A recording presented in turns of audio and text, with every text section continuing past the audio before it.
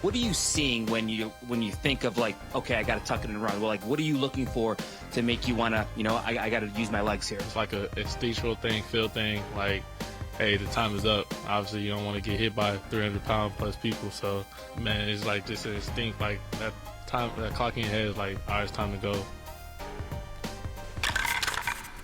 Love, hate, quarterbacks. That was Jaden Daniels. Pretty simple for him. I don't want to get hit by 300 people. 300-pound person, yeah. I can run away from him. So that's exactly what he does and what he'll do more of, Matthew, against the Giants this week, I think. 1,000%. Last week, he attempted 16 rush attempts. That was tied for the most by a quarterback in week number 1, him and Lamar. He got 75% of the Commanders' team's goal line rushes, 50% of the red zone rushes. I don't understand this. You have Brian Robinson, like this guy's your franchise. Like, I don't think you want to look at what's in the quarterback room beyond Jaden Daniels, but for whatever reason, they are running him when they get in close, and he's scoring sweet, sweet fantasy points with his legs.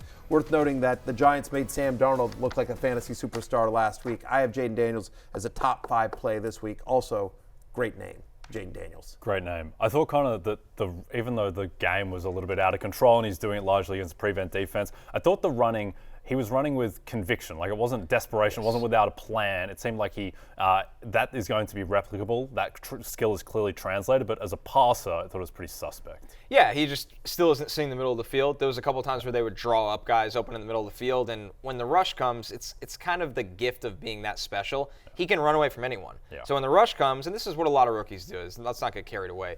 He drops his head and goes, I'm going to run away from this guy. And usually there's somebody open in that short area when that's happening.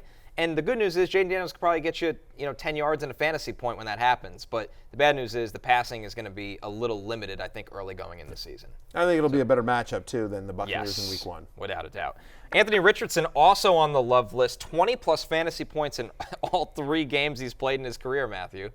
Yeah, I mean, obviously we don't have a large sample size, but we have more than we did last year. Yeah. He looked good. He's going to run, and he's chucking it deep. 2 things we love in fantasy football. His average depth of target, 16.4 in week number 1 as well. 32% of his attempts were actually deep passes, and obviously the Packers allowed 2 different touchdowns on deep passes in week. I'm sorry, the Texans. The Texans allowed 2 touchdowns on deep passes in week number 1, and so they're playing the Packers. What am I talking about here? Sorry about that. They're playing the Packers.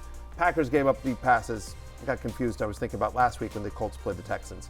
Anyway, he's going to run a lot, 40-plus rushing yards and rushing touchdowns in every one of his games where he's been able to play the full time.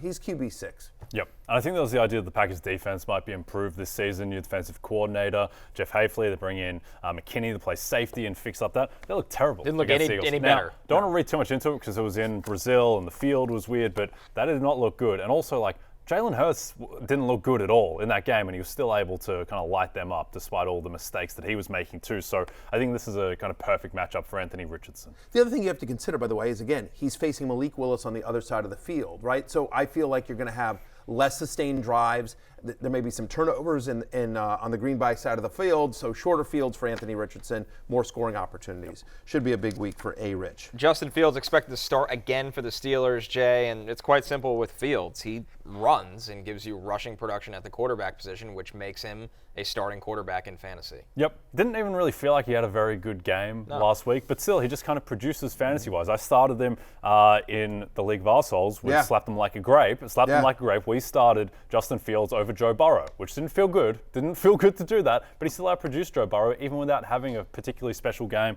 without breaking any massive runs. And I think this is going to be a ball control, run the ball type of offense for the Steelers, given that they have their defense going up against Bo Nix, and Justin Fields is a big part of that. They're playing a Broncos defense that gave up a 34-yard rushing touchdown to Geno Smith in week 1. Obviously, Fields. I'm as a top 10 play this week. Yep. That was the right call. Yep. Starting Fields. He'll be starting again. There you go. Yep. Some others receiving votes: Matthew Stafford, and more importantly, here Stafford's QB 10, by the way, but Daniel Jones is QB 16. Matthew, in 2 quarterback leagues, Jones is viable this week. If ever there was a week for Daniel Jones, it's this one against my brutal Commanders. 8 of the last 9 quarterbacks, this is dating back to last year, 8 of the last 9 quarterbacks to face the Commanders have scored at least 17.5 fantasy points. They made Baker Mayfield QB1 last week as well. So Daniel Jones, who uses his arms, is going to get to throw deep to Malik Neighbors, great name, who, is very against a very beatable Commander secondary. Yeah, I do think Daniel Jones is a viable QB2 this week. Yep, big week for Daniel Jones. This could be it. If he doesn't light up the gotta Commanders, like a 17-14 win doesn't do it. He needs to actually play well, otherwise it could be the Drew Lock show pretty soon. The quarterback hate list led by Kirk Cousins. He had the 5th lowest average depth of target in week 1. Matthew, just looked like he had no trust in his lower half at all. Couldn't move. Talked about this yesterday on the show as well. You don't love him in primetime in general. 13.2 fantasy points per game is what he's averaging in his last 7 Monday Night Football matchups. Now he has to go on the road at Philadelphia, which looked like a pretty good defense. I mean, shut down Jordan Love for the most part. Love only completed 50% of his passes. And then you get the fact that he's clearly not 100% healthy. He wasn't stepping into his throws. He looked bad. He didn't look like the Kirk Cousins we remember. So he's outside my top 20 for this week. I need to see it on the field. I need to see the eye test of like, oh yeah, okay, good. Kirk is finally back before I'm ready to trust him in a lineup. Yep. They didn't run a single play under center, the Falcons. It was all pistol, shotgun. He did not move at all, basically. And look, I don't want to write him off for the whole season because I think that matchup was extremely dictated by the fact TJ Watt realized, the guy can't move. He's a statue. I'm just going to tee off on him every single play. And the Steelers have a better defense than the Eagles, I think. But I'm with you. You need to see Cousins have a competent performance before buying in that he's going to be a guy. Trevor Lawrence also on the hate list. He's got the Browns. This is a Jacksonville team that they want to get both their running backs involved, Matthew. And despite Cleveland's disappointing week 1, they still do have a good pass defense back there. They really do. I mean, Dak Prescott completed under 60% of his passes against Cleveland in a game in which they were winning handily as well. Last week, I should say, against Dallas, Browns allowed just 5.6 yards per pass attempt. Lawrence didn't look great last week. He looked better than he did, but there was some inconsistency there, by the way. The line's now to 41.5. It opened at 45. It keeps getting bet lower and lower. We're not expecting a ton of offensive fireworks in this game either. Yep. I thought Lawrence looked good. I just thought the Jags offense overall, I don't understand what Press Taylor's doing with the plays. The offensive line doesn't look great. That's my biggest concern. Anton Harrison going up against Myles Garrett, right tackle, that's a concern. So, you suspect that Lawrence is going to be on the move a fair bit this week. Hey, it's Matthew Berry from NBCSports.com and RotoWorld.com, and I want to thank you so much for watching whatever it is you just watched, or if nothing else, being too lazy to click out of the autoplay after this video started, after whatever it is you actually wanted to watch finished.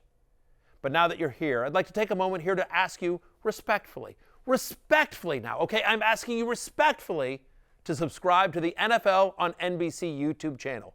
You'll get the latest RotoWorld fantasy news headlines, all sorts of great shows, including my own Fantasy Football Happy Hour. So go subscribe now. Again, I'm asking respectfully.